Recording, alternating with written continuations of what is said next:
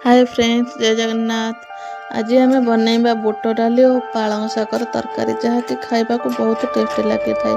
प्रथम आम बुट डाली रे किछि पानी स्वाद अनुसार लुण और हलदी दे ताकू 3टी सीटी आसवाई छाड़ीदेवा। गोटे कड़ाई बा पैन रे 2 चमच तेल दे से सुखिला लंका जीरा तेजपत्र पकाई ताकू फुटापी देवा। यह फुटीगला से किछि पियाज पकाई ताको आम गोल्डन ब्राउन होगा पर्यंत भाजवा।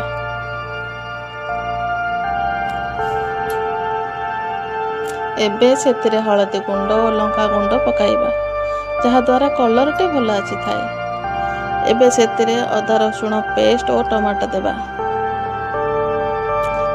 अदा रसुण पेस्ट और टमाटो दे याको टिके भल भागरे कषिबा। पर से धनिया गुंड जीरा गुंड चिकन मसला गरम मसला लुण और कस्तूरी मेथी देबा। गुंड शुखिला गुंड पकईला पर से किछि पानी दे कषिबा। या भल भाव कषिला पर से कटा होता पालंग शाग को आम पकईदेवा एवं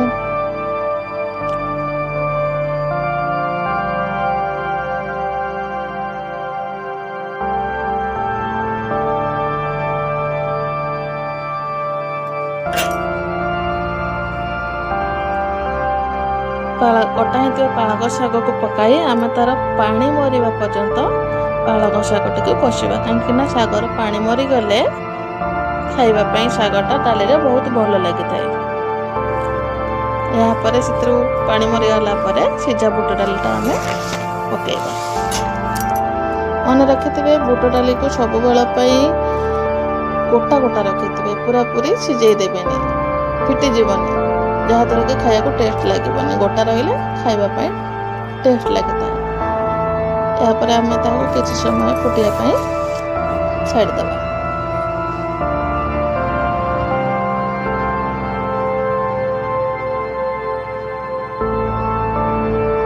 देखो ये मोर बुट डाली टी भल भाग सीझेनि से किसी पानी दे किसी समय कभर करदेवी जहाद्वारा कि बुट डाली भल भाग सीझीज।